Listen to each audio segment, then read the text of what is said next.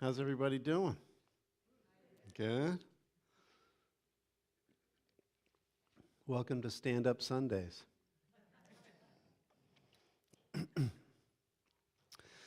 So, looking forward to getting into our talk with you this morning.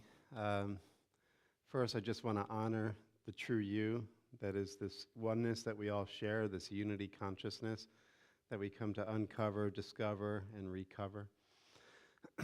And to also recover from not being the oneness. So in a way, we're all undergoing some kind of a rehab from having our ego addiction for as long as we've had it. And this is a place where we can come and actually vacate, empty out from being an ego entity and open up to the bliss that is actually hidden in plain sight. Because what we've known, if we've explored this spiritual path for any length of time and looked at the true teachings, the time-tested teachings of awakening, it is your own awareness that is the enlightened state. The one that is witnessing this moment, the one that's witnessing the hearing and the seeing and the smelling and the tasting and the touching, not the senses themselves. Those are adjuncts or byproducts of consciousness, but the inner core that is witnessing it, the witness that can never be witnessed. How can you witness the witness?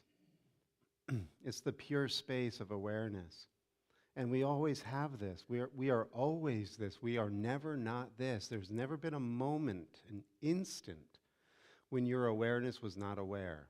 What it's aware of is always changing.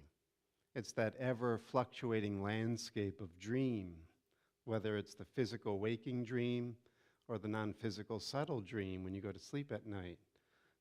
But you, as the witness, remain the constant. And it's this that we're uncovering, because here's the rub. If we really were to open up to the true essence of who we are as the witness state, the one that says I am, you would find the happiness that you're looking for in the body. You would find that stability and that safety and that security that you're looking for in others and in institutions and in family members. Everything else would actually become, as they say in Indian spirituality, it would become the play. You would actually play in your life because you would have found the satisfaction, the safety, the refuge, the security, the bliss within your own awareness. And it's unshakable. Can't change it, can't get rid of it. No one, no thing can threaten it.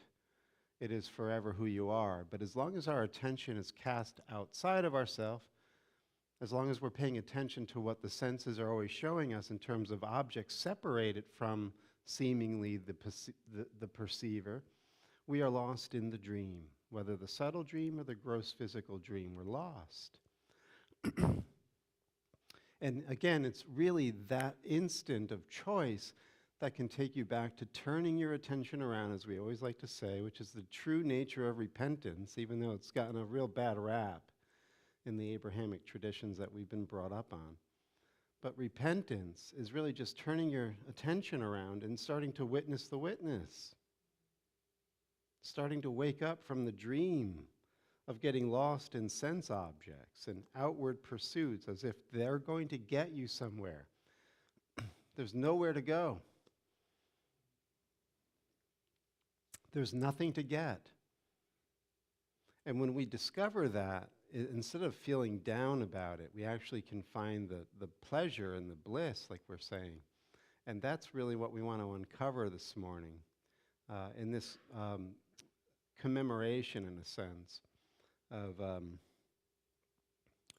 the attacks on 9/11. I mean, 21 years ago, I don't know, everybody has been alive for at least 21 years, right? Usually in this place we are. I remember being on the Tappan Zee Bridge, going to college, and looking at the smoke coming off of the towers as I'm going over the bridge, not knowing what was to come next. It was a very precarious time in our nation's history. And we recognized that it had happened in the way that it had happened, and it took, took us by surprise and shock, of course. And 21 years later, I think we can start to maybe have a different kind of conversation about it. I remember when Richard Gere had gone out on stage shortly after the attacks, and he's talking about forgiving the enemy and everything else. And I mean, everything but rotten tomatoes were thrown at that guy, and I don't think his career survived it. I think he's been doing, little B movies ever since. Like somehow, we did not want to hear about forgiveness at that time. Who did this? Let's go get him. And that was kind of where we were all geared, as if somehow we can attack and destroy and kill, and that would actually fix things. And when you're feeling threatened, when you're in fear, and your loved ones aren't safe, that mama bear or that jungle mentality does rise up sometimes, and we can feel that individually and obviously collectively. But I want to look today at a different perspective on this whole idea of war. And, as I was playing with this idea, ever since 9/11, we had this war on terror. And even though it's not completely fitting to say it this way, it still makes sense in where we're going. What we're really looking at is here, now, today, this morning, a war on error. That the error of misperceiving who we are, that's the only error. And as we're going to see today, and I hope you're on board for this, we're going to see how the idea of two-ness, as it says in the Upanishads of ancient India, the idea of two-ness is the origin of all fear.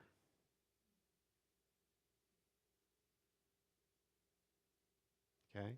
So as soon as we perceive an other, we are immediately cast within a world of fear. And the only knee-jerk reaction when you're in a state of fear is to attack. It's just the given that follows.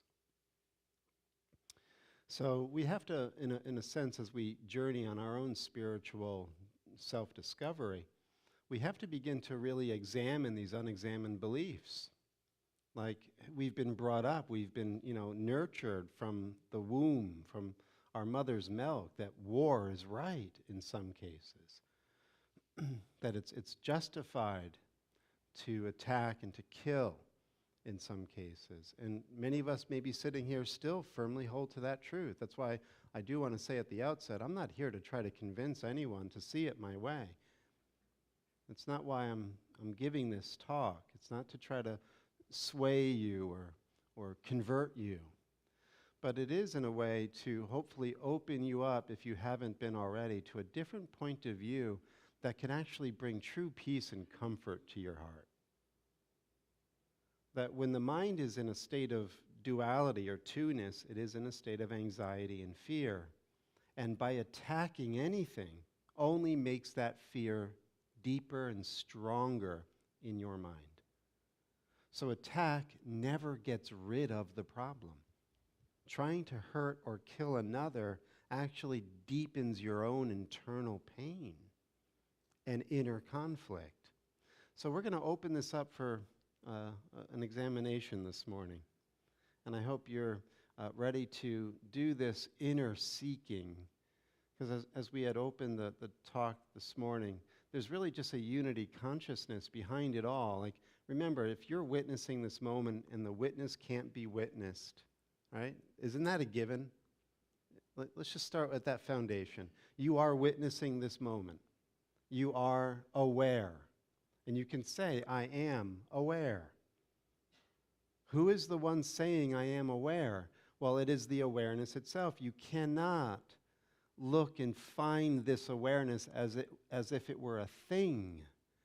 Awareness is not a body. And here's the real final step before we begin. How is your being aware in any way different than my being aware at its base level? Isn't it just one awareness, being aware? What we are aware of is different, granted. But underneath the objects of perception and conception that are always changing and shifting, so much so that you really can't put your finger on it. You can't step in the same river twice, kind of a thing. So whatever we've identified with in terms of our personality, our body, our beliefs, etc., they are all in flux. They're all here today, gone tomorrow, will-o-wisp. What remains is the awareness. That's the rock. That's the truth of you. And it's also the truth of me. It's the truth of every sentient being. So if you attack any sentient being, you're attacking your own awareness. That's the premise that we're going to build on this morning in our war on error. Okay? Good? Not too controversial? Okay. Let's just bring us to a place of resting in this state of pure awareness. You know, there's that beautiful saying in A Course in Miracles, the section entitled, I Need Do Nothing. And it's to bring us to this instant in a state of surrender to grace. So if you can realize that you need do nothing here this morning, except let go, open, relax, and allow this inner state of true happiness, true peace to arise within your awareness as a gift of grace. You don't have to do anything for it.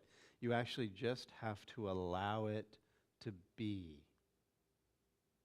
So let us collectively join in that inner prayer this morning to get out of the way so that peace can be.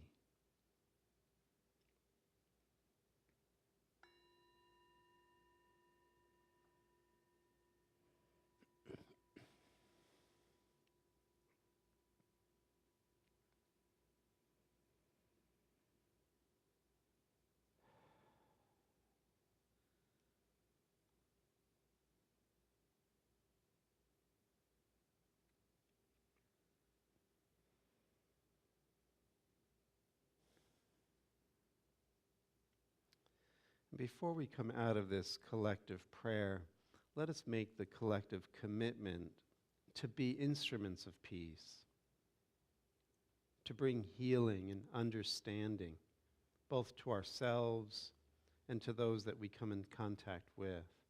Let every thought that arises be inspired with this plan to bring peace to ourselves and to the greater world. That we may end the war, that we may end the conflict and undo the error within ourselves and make a firm commitment to do that together today. And so it is. You know, there is a collection of what were called codices or tractates or books that were found in Egypt in 1945 called the Nag Hammadi Library.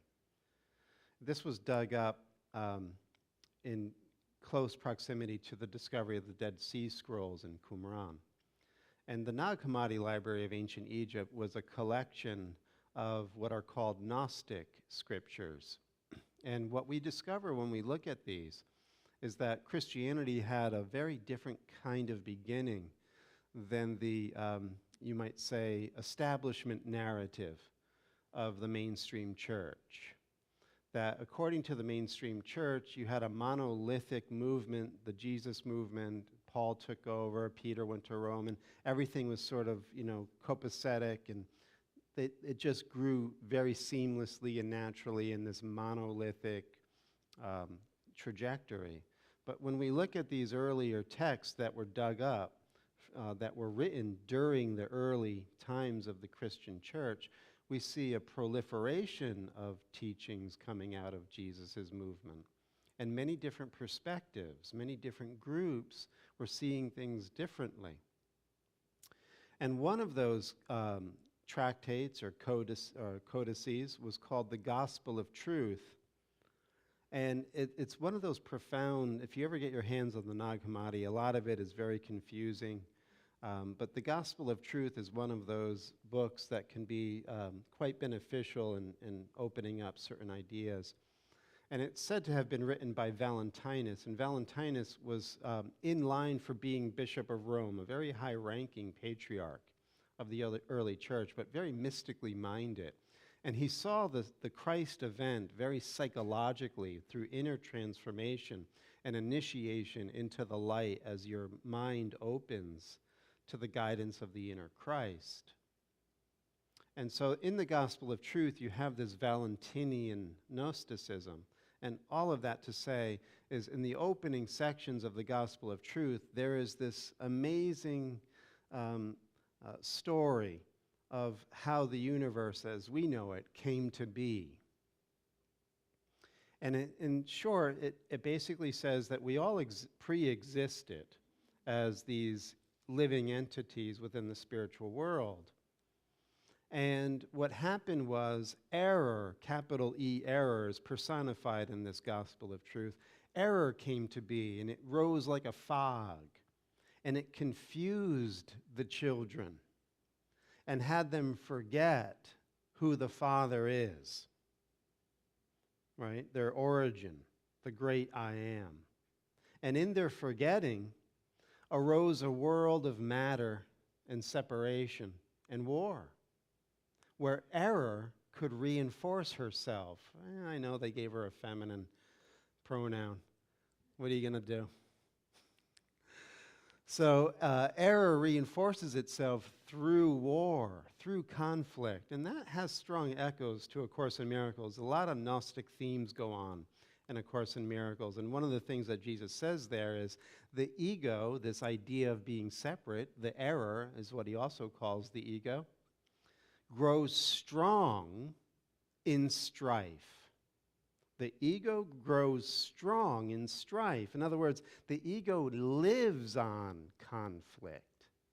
It feeds on war. It needs war in order to survive. Now, keep in mind, the ego is the other voice that comes into your mind, right? You're the witness, and then what you're witnessing is the objects that are always changing. Well, the ego is basically saying, no, no, no, no. What you are is the body. So let's identify you as this thing that is temporary and limited and weak and all alone and cut off from everything else. That's the ego.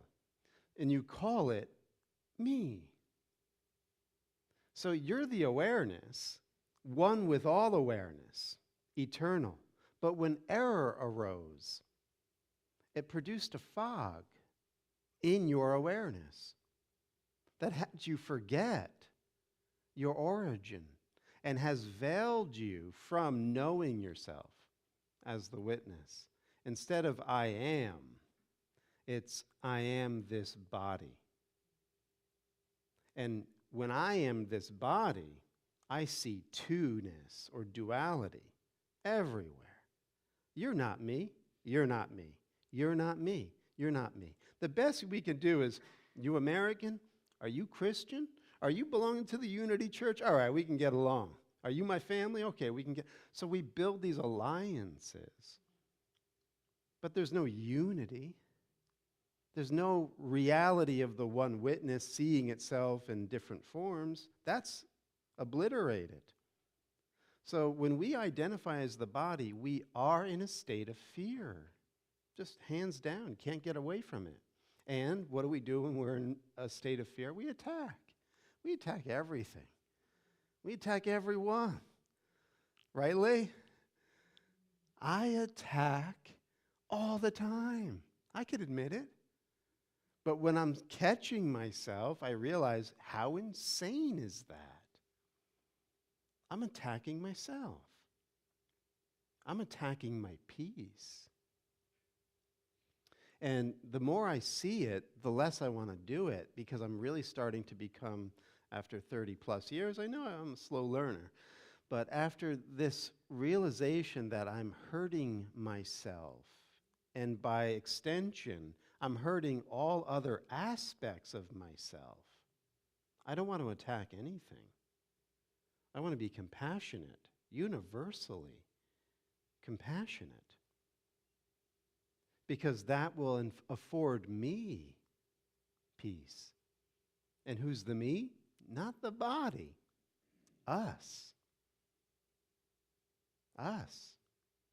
That's why he'll say in A Course in Miracles, yes, the ego grows strong in strife, and therefore the ego's always looking to reinforce the separation and attack whatever seems different, because it's always in a state of fear. But if you want to wake up, if you want to be enlightened, he says it also in A Course in Miracles, you can't do it alone. You can't wake up spiritually alone. You're not alone. You're all being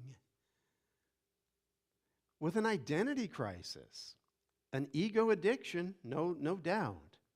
But you are pure being, changeless, in a state of grace forever.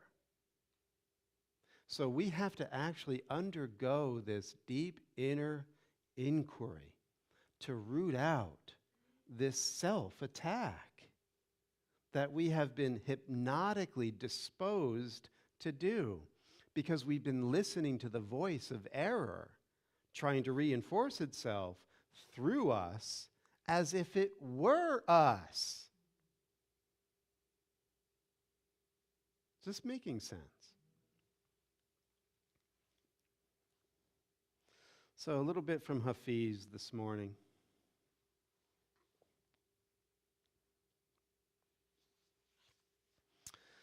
Integrity.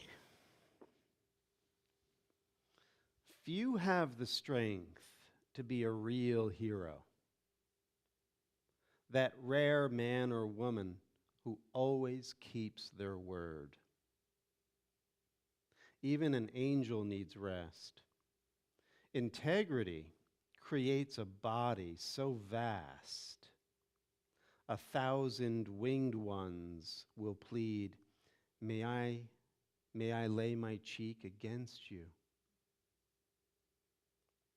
So what Hafiz is saying is, when we truly come back to having integrity, then when we are our word, what we think, speak, and act is all in congruity, in alignment, in coherence. When we are integrous, we are vast. Because when you realize that you are the one awareness in all beings, he says even the angels will come to rest their cheek against you. You know, there's that beautiful story that, if you know Autobiography of a Yogi, Lahiri Mahasaya was the guru of Yogananda's guru. Many of you know this. There was an anecdotal story told by Lahiri's wife that she woke up one night in the middle of the night, and there she saw her husband, and you know, this is part of Yogananda's truth. Her husband was levitating off of the floor in a yogic posture, and there were angelic beings around Lahiri, basically feeding off of his light, petitioning him. And this is kind of what Hafiz is saying here, that when you come into a state of true integrity, then you are in no way limited and beyond all created things, because you're the witness, you're the great I am, remembering itself. It's actually one of the main characteristics of what Jesus calls in A Course in Miracles God's teachers. That when you begin to come into your own, Jesus says you'll have trust that there's a greater power moving all things. It's not the laws of the world that seem to be, calling the shots. You'll see through that charade. but you'll also have not only trust, but you'll have what Jesus calls there in the Manual for Teachers, honesty. And the way that he spells that out is it's ultra integrity. In other words, again, you are transparent. You're not hiding anything. There are no private thoughts. What you think, what you speak, and how you act all come from that same intention, that same realization, that same purpose. Right? So as we listen to these higher teachings, we realize, maybe there's work for me to do. There are parts of my life where I am out of integrity, where I haven't kept my word, where I'm not being honest with myself. I'm not being honest with somebody else. So look to restore your integrity, and you'll be guided. You'll have the resources to do this if you're asking truly in your heart. Because what happens then when you're out of integrity is you lose your power. When you don't keep your word is your creative will. When you don't have power and you have a lack of will, you're not only finding that you're probably feeling a little low energy, maybe even depressed and anxious, but you're prone to be agitated, aggravated, and maybe on the cusp of attacking for no reason. Notice the signs. If that's showing up as a symptom within your life, it's not because of what the world is doing or not doing. It's because you yourself have taken yourself out of the right relationship with the great I am. You're out of integrity.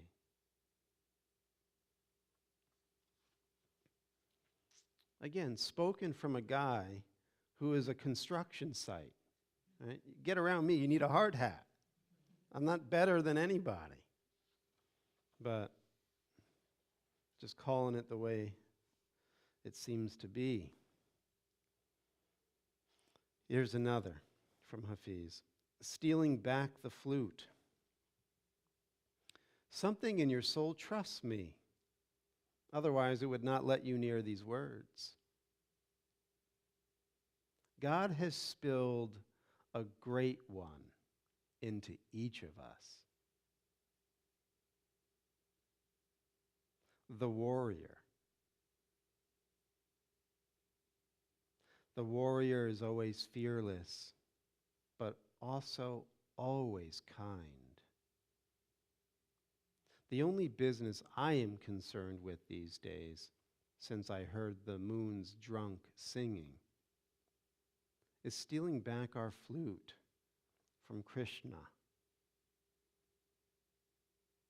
So, again, each one of us has an inner warrior that can overcome all fear, all opposition, all anxiety that God has bestowed into each of us.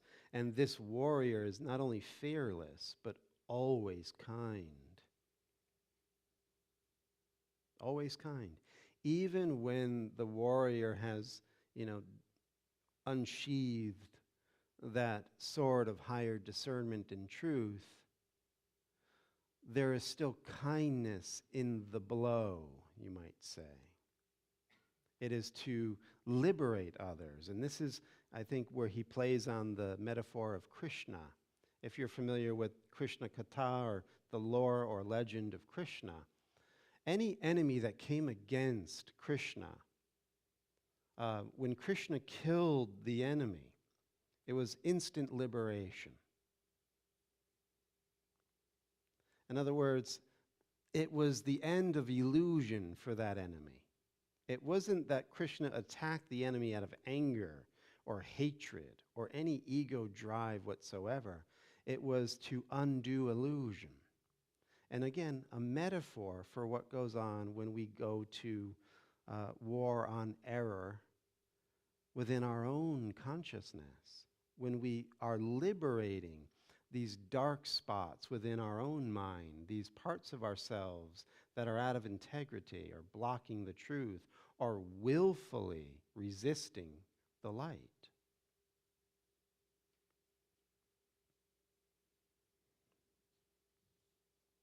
And yet doing it with kindness. So that's an important thing too, where we're not only trying to be kind to others, but as we do our deep introspection and we do come up with the sludge that we've been ignoring about ourselves, and it's there in your face, and like somehow the sewer pipe broke within your subconscious mind, and the floor of your waking awareness is now being flooded with subconscious sewage. Be kind to yourself. It's okay. It's actually part of getting rid of what's been blocking you.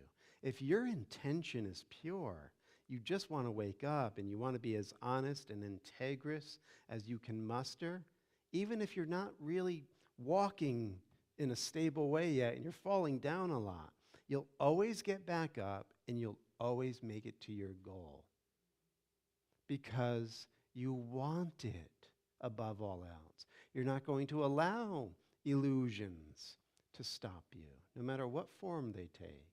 You'll always make it to your goal.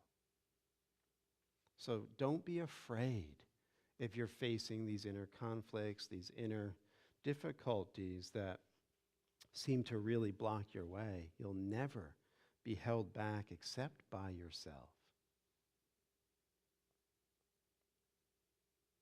And then finally here, you were brave in that holy war. You have done well in the contest of madness. You were brave in that holy war. You have all the honorable wounds of one who has tried to find love, where the beautiful bird does not drink. May I speak to you like we are close and locked away together? Once I found a stray kitten, and I used to soak my fingers in warm milk. It came to think I was 5 mothers on one hand. Wayfarer, why not rest your tired body? Lean back and close your eyes. Come morning, I will kneel by your side and feed you. I will so gently spread open your mouth and let you taste something of my sacred mind and life. Surely, there is something wrong with your ideas of God. Oh, surely, there is something wrong with your ideas of God if you think our beloved would not be so tender.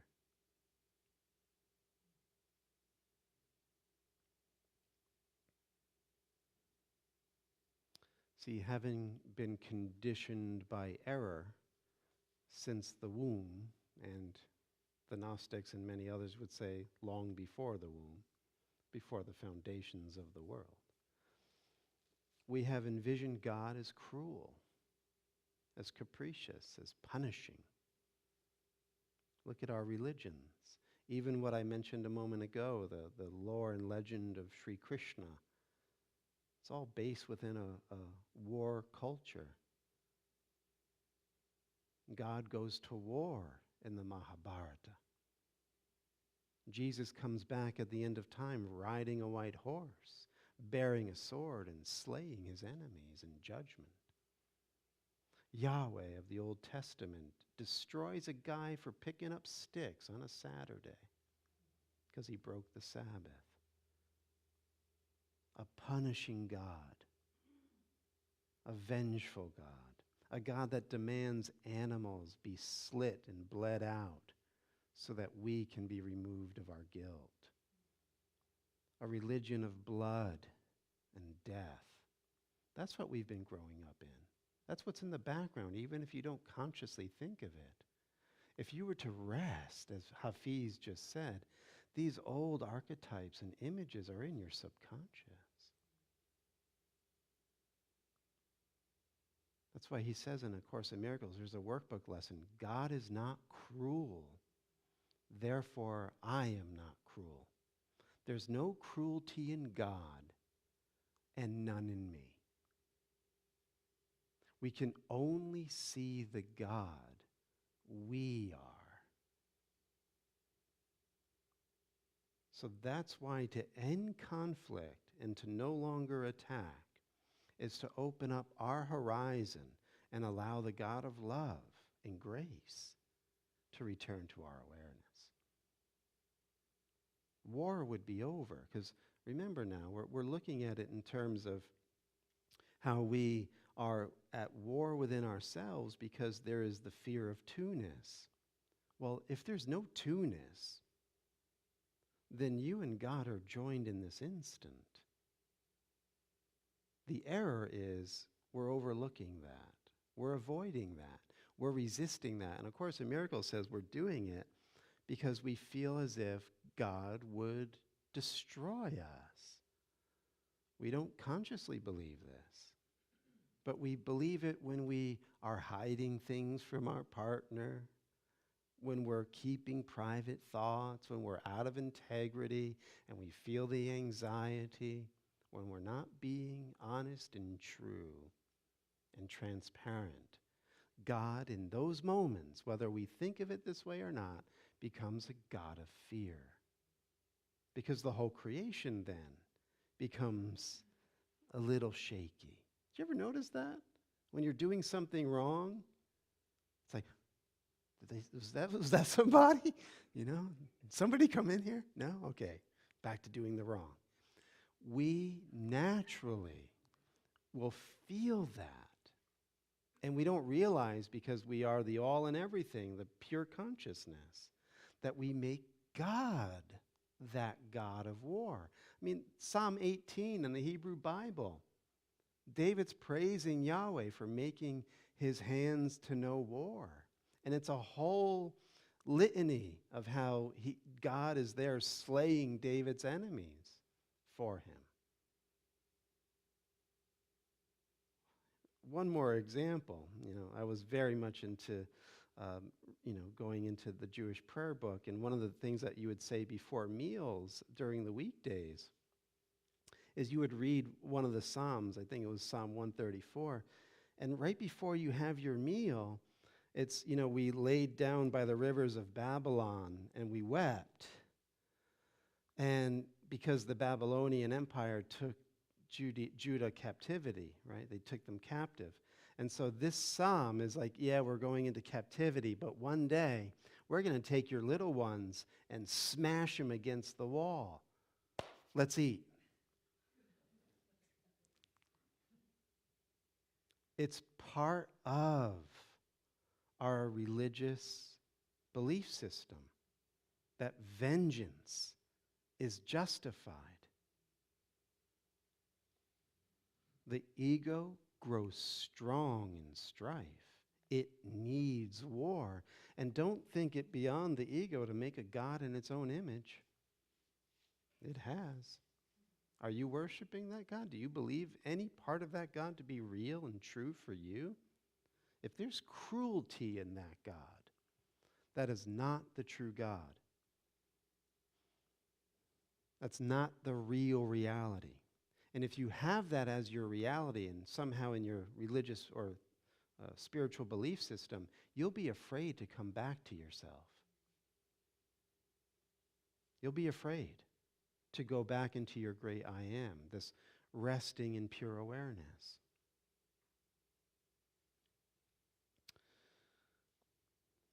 So this book is the teachings of Mira Alfassa, also known affectionately as the Mother. And she's a consort, or was a partner with Sri Aurobindo in India back in the early 20th century, and actually was the genius behind Auroville, if you know anything about this society in India. Truly a great woman. And this is what the Mother has to say in light of what we're talking about this morning. Weakness and violence are two things that go together. He who truly is strong is never violent. This is something one should always remember. Violence is always a sign of a weakness somewhere. Of course, one sees a man with bulging muscles who is very strong, knocking down another with all his might, and one says, he is strong. It is not true. He has muscles, but morally,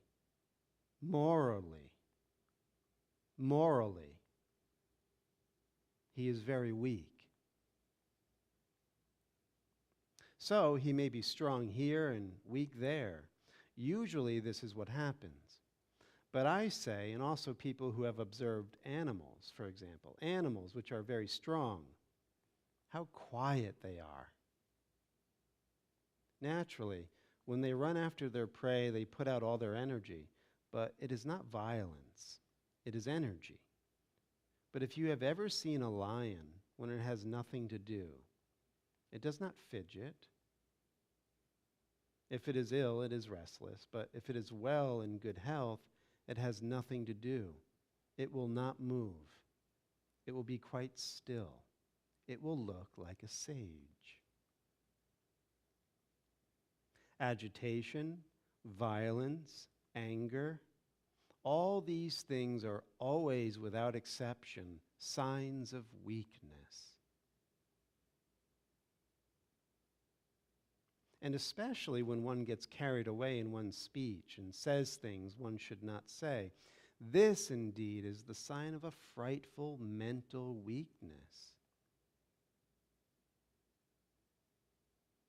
Otherwise, you may hear all the insults in the world. People may tell you all possible stupidities. If you are not weak, you may perhaps not smile outwardly, for it is not always good taste to smile. But deep within you, you are smiling. You let it pass. It does not touch you.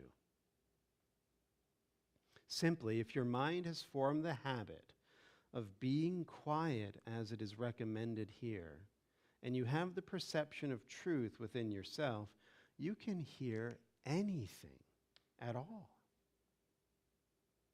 It does not even produce the semblance of a vibration. Everything remains absolutely immobile and quiet. And then if the witness we were speaking about is there looking on at the comedy of you not buying in to all of that stupidity, they may even laugh at themselves. But if you feel the vibrations which come from the other person, who throws on you all his violence and anger, if you feel this, at first it does, and then suddenly there is a response, and then if you yourself begin to get into a temper, you may be sure that you are as weak as he. So, the idea of whenever there is the bravado, the outburst, the flaring of the temper, if you can gain a semblance of self-reflection in those moments, know that you're in a mentally weak state. And it need not be, because the door to the peace within is always open, just a choice away. It takes practice at first, because again, we are ego addicts. We're addicted to those floods of neurotransmitters, and those neuro wirings in our brain get so dug in to certain habitual behaviors. So if we lose our temper a lot, it will still go on automatically for a little while, even when you've put the brakes on psychologically. You'll still get flooded. You'll still have witnesses come to you that will make you want to react, but you are now on a different track, and you're rewiring your brain, the beauty of neuroplasticity, through your choice making at the consciousness level, undoing that inner conflict and no longer giving juice to the ego to feed on within dysfunctional dynamics in your relationships. Why strengthen weakness in yourself? And why allow others to do it for themselves using you?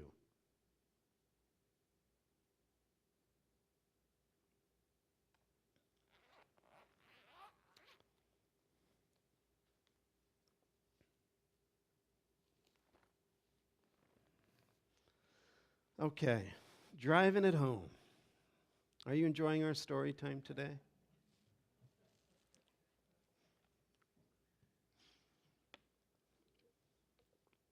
We have the cots and the cookies and the juice in the other room when we're done.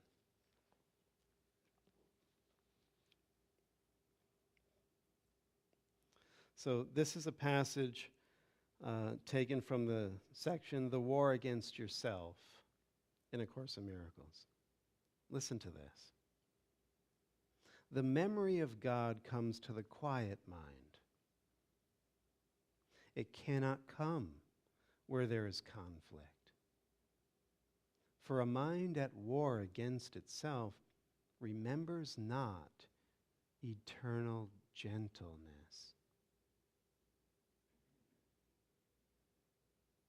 A mind at war against itself does not remember eternal gentleness.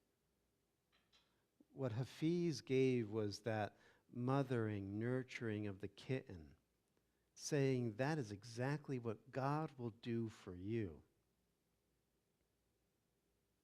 if you give up the conflict, if you stop strengthening mental weakness in yourself, if you stop being cruel to others and to yourself, you will discover that you're taken care of. Little self-reveal here. You know, again, Lisa is my partner and my mighty companion that reveals what I can't always see for myself. And, you know, this conversation on 9/11 would have been very different several years ago because of my investment in making others wrong and the research that I've done to prove that I have every right to hate others for the atrocities committed. And yet, remember, as we're going to see in a moment here, because I had that bent of mind, I literally could not accept the care, the comfort, the nurturing, the protection, the abundance that God wants to bestow on me. My mind literally was flipping God the bird, saying, no way, not now. I got a war to fight. And because of my lack of love for myself, I cut myself off and put myself in a mentally and physically impoverished state. No one did this to me but myself.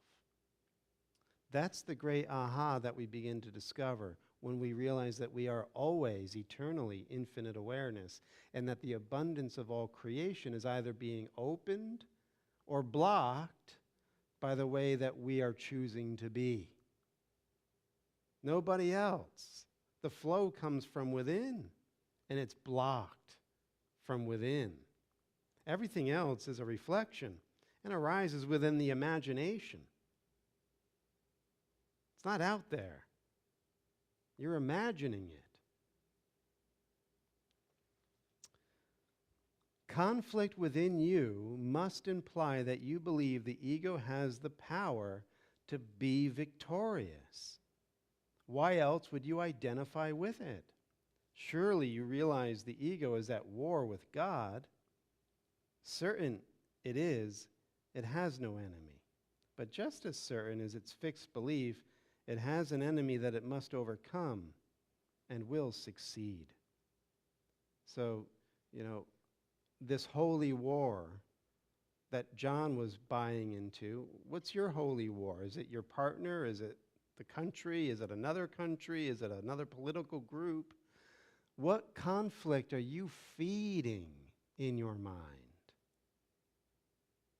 And realize that this is not the way that you will understand yourself. It's the way that you will forget yourself. It gets even better. Listen to this. The war against yourself is but the battle of two illusions struggling to make them different from each other, in the belief the one illusion which conquers the other illusion will be true.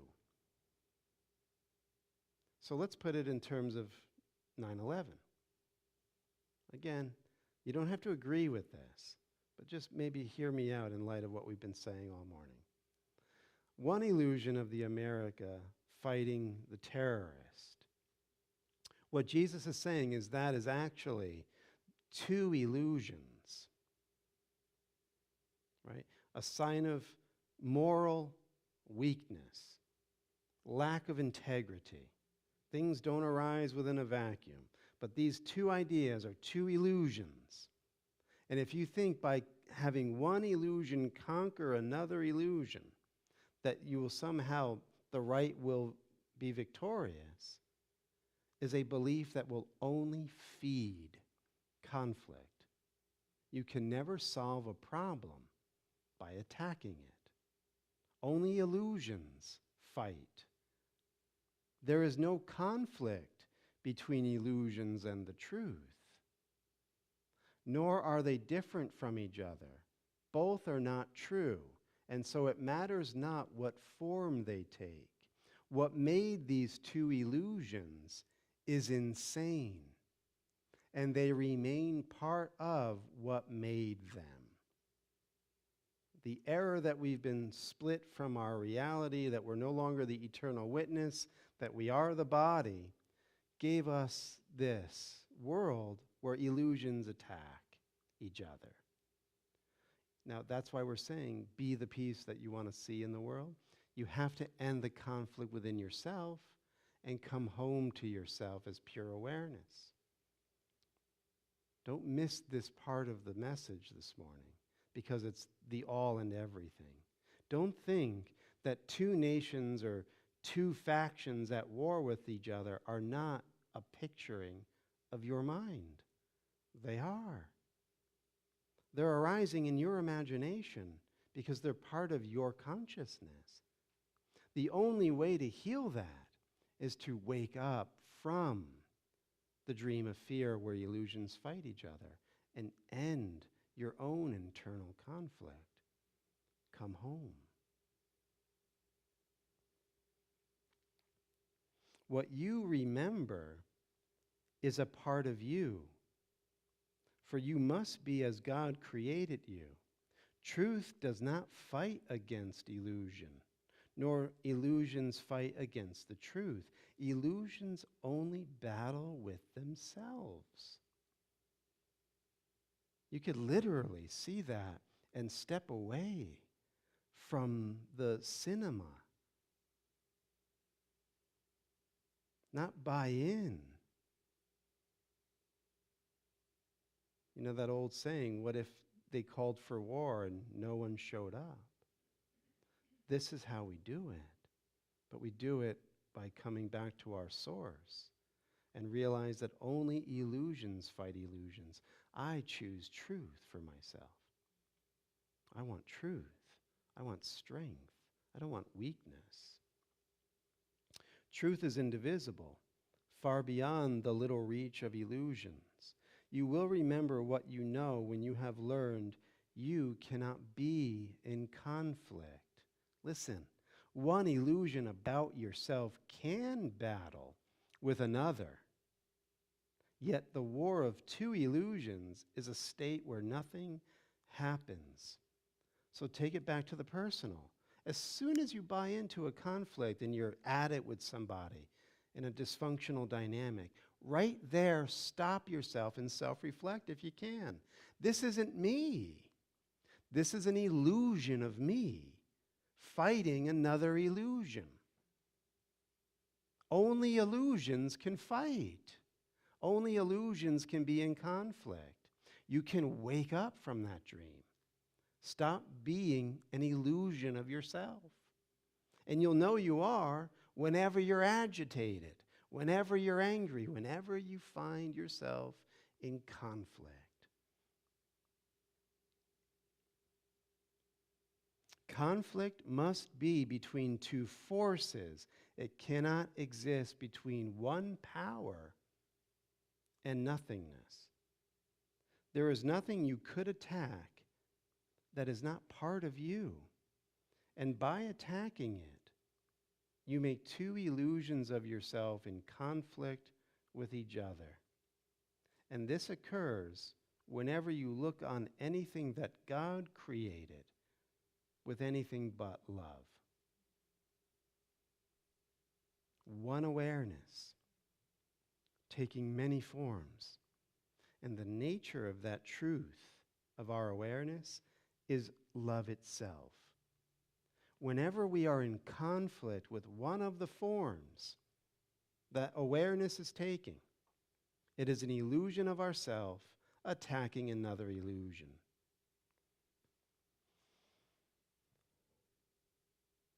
Let that settle for a moment.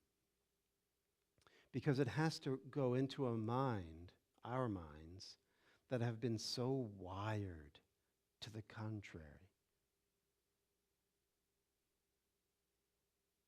Whenever you think of attacking somebody, you're out of integrity. And you will feel that on some level. Something unpleasant will result by you being out of integrity with the oneness of creation. And it's only occurring at your hand. Whenever you look upon what God created with anything but love, you're asking for future pain. Remember what the mother said. Doesn't mean that you smile to everything that's happening on the surface. Sometimes you have to actually shine a bright light on what's happening and stop criminal or toxic behavior. But it doesn't change your vision of what you know to be true. There's no one to attack. You are the warrior that is forever kind.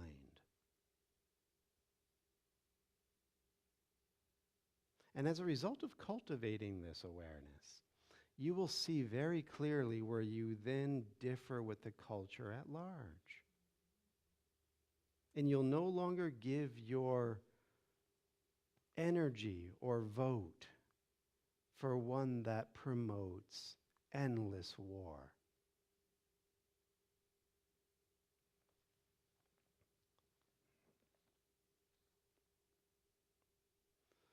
So, finishing here, last moment.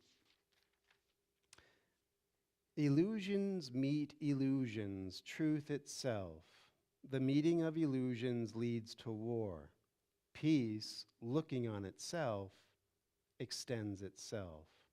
War is the condition in which fear is born and grows and seeks to dominate. Peace is the state where love abides and seeks to share itself. Conflict and peace are opposites.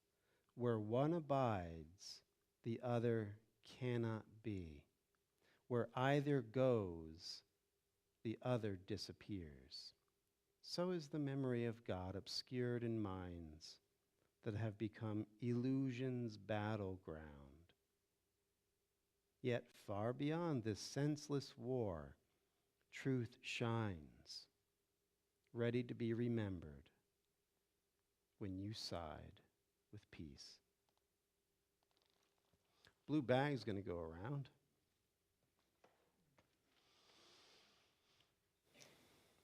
If you got stirred up by the message this morning, we'd love to hear from you. Any thoughts or questions? Joe's got a microphone. Feel free to raise your hand.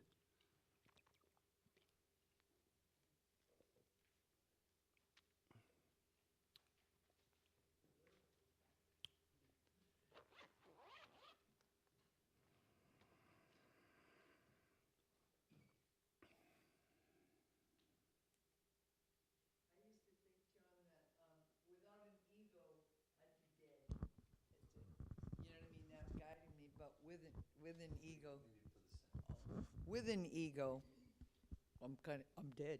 Mm-hmm. So, but that used to be the motto, that's right, this is who I am. Mm-hmm. It's interesting to Mm-hmm. take that, To flip it. to flip it. Mm. Yeah. Yeah, Let it go. exactly. Let's bless the offering.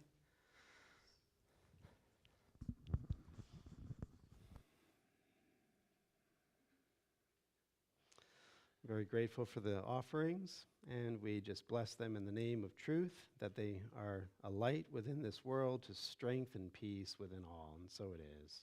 Amen. If you're joining us on Facebook or YouTube, remember you can donate by clicking the link in the chat box and donating to the 8 a.m. service to support what we do here. Greatly appreciate it. Thank you. Everybody, you can stand. We'll close out.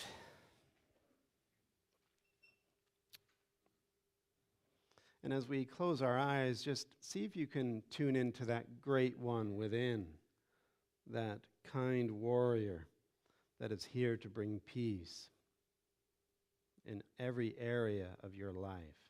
And make a commitment today to become more aware and self-reflective and to eschew and undo mental weakness and strengthen your word and your integrity, so that we may know the light of God surrounds us, the love of God enfolds us, the power of God protects us, and the presence of God watches over us. Wherever we are, God is. Amen.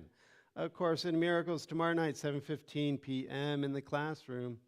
Please be there if you want to shine bright.